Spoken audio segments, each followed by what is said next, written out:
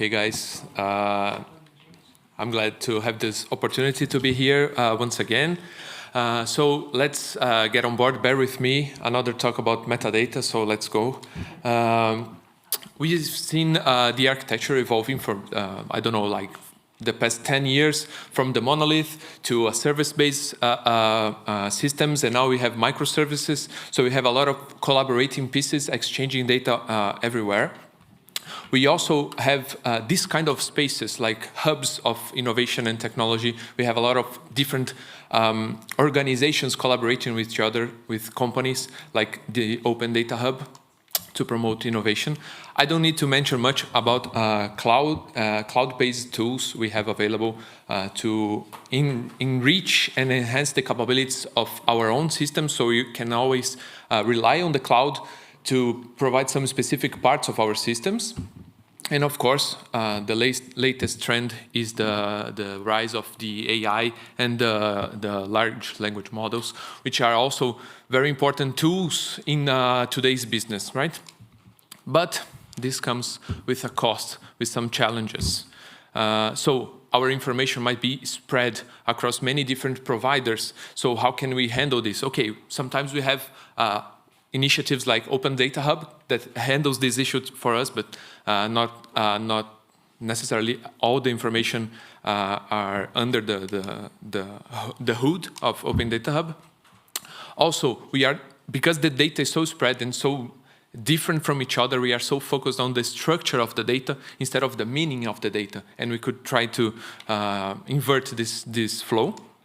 And also, because of this fixation on the structure, we might have some brittle composition to our system. So we try to put everything together, and it's so brittle, it's fragile, and our systems don't end up working.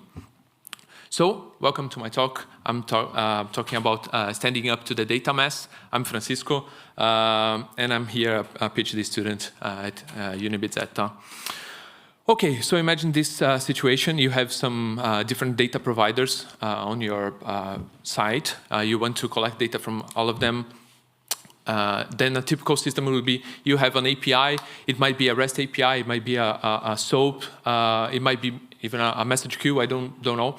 But you have some remote processing that you have, for example, a Java legacy system and then a Python remote processor, or maybe you rely on a third party to process this data, just like a big picture. This could happen in a scenario like this. And I want to present you some tools to help you handle that data heterogeneity, let's call it like this. So the first role I want to introduce into this new approach is to have, first of all, this flexible ingestion. What do I mean by flexible ingestion? First of all, instead of having very specific ingestion pieces for each one of the data providers, we have a flexible one, a single one that accepts everything. Pretty much like we saw with the collectors here from Open Data Hub. The second role is the metadata manager. So we don't rely solely on the data itself. We go a step further and add a new layer of information, a metadata, that will help us describe not only the structure, but it can bring some semantics to what this data means. So we have this metadata manager that can also provide you ways to collect metadata and pre-configure metadata or use this metadata during runtime for the processing. And of course, we can have an orchestrator of this processing that, because we have so many different pieces to process the very different data, we could have like one single piece that puts everything together. And under the hood, we can also use this orchestrator as an approach to break down these little processors to very specific ones, to more granular things that use the metadata as a backbone to identify which one of the concrete processors are we employing for a given task, or even a set of them to collaborate. Okay, so then what happens? The data providers can send their data with the metadata along to our API. But that could be like some waste of information or resources, because the message can get too big and sometimes the metadata is very repetitive. So in this case, we can send the metadata before, kind of a pre-configuration, and then we send the actual data, just making a reference to the previously sent metadata. This is two different approaches we could use for this.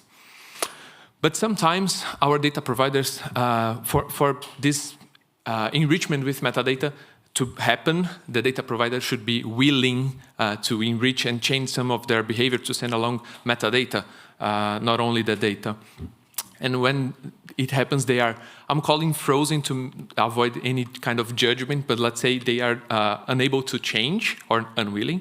How can we actually get the metadata? So, because it broke the cornerstone of our processing. So we add an intermediate piece there that, okay, we'll have to study how this data provider works to actually be able to enrich the metadata for this frozen piece. But then we have the role of the metadata enricher, that it does exactly what you are expecting it to do. It receives raw data, and then it sends enriched data with metadata to your API. So the rest of your system can continue to work this exactly same way it was working before. Okay. And then now let's think that we don't have data providers. We have now service consumers, some clients that are using our capabilities. And also, they are frozen. They are maybe out of reach. They don't want to interact with on the same direction that you are willing them to go. And also, the providers that you have, the service providers, are some legacy services, because it might happen that you have a system that you created for just a single purpose, and then you just need to come back whenever, like you have to bump the version of a dependency or something like this. You don't want to spend lots of time in this legacy services. So how can you connect these guys? You, again, put an intermediate. You describe with metadata how to transform the needs from your consumers into the capabilities of your providers, and then you implement a moderator that will handle this connection for you based solely on the metadata. So of course, this moderator will have a metadata manager. So it's the role that encapsulates this responsibility of reading this mapping and telling someone to do something.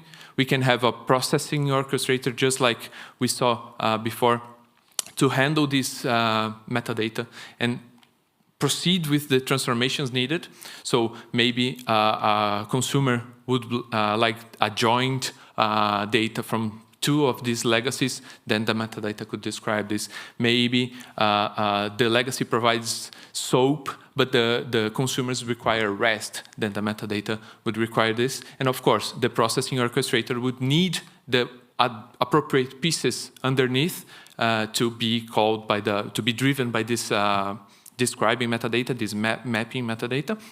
But then you also have a thin layer of information that can, even in runtime, be updated, so you can evolve more simply your systems.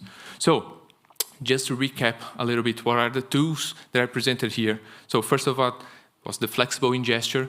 We allow a single entry point that accepts basically any data structure, but it comes with a cost. We also now need to rely on some kind of meta information. We are trying to explicitly make it a metadata piece that is sent. So we have a specific guy for this metadata handling, the manager. Then we have the processing orchestrator. That is the enabler for a finer-grained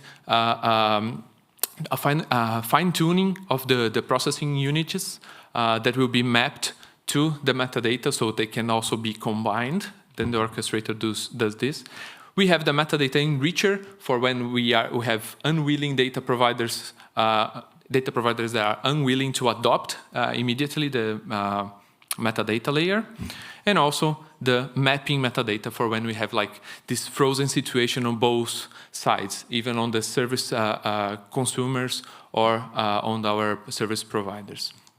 But what is beneath, what is behind all of this? What are the raw materials that are used to create these tools that are presented? Basically two, we are embracing heterogeneity and also we are adopting metadata. Embracing heterogeneity because we cannot control what is outside of our reach. We can only control our own processing, but if we want to collaborate, we need to find the middle ground, and embracing heterogeneity is one way to do so.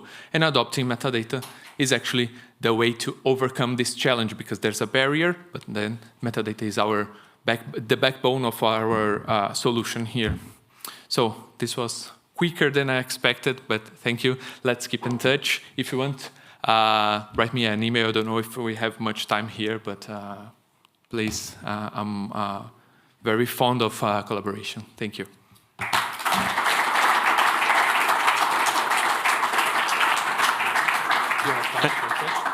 Thank you, Francisco. We have time for one question.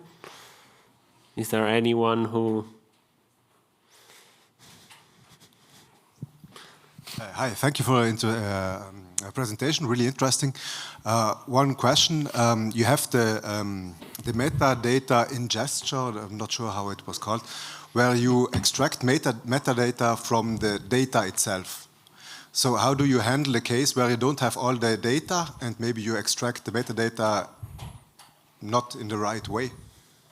Okay, you mean, just to make sure that I understood your question, when you have a data provider that is unwilling to enrich with metadata. Okay, yeah, in this case, we need to communicate with them, like the teams behind the software, to kind of have an understanding of what their system is, what is the structure of the data, what are the meanings of the data, and then we can implement it by hand. So it's a manual effort to allow the automation. Did I answer? Thank you. Anyone else has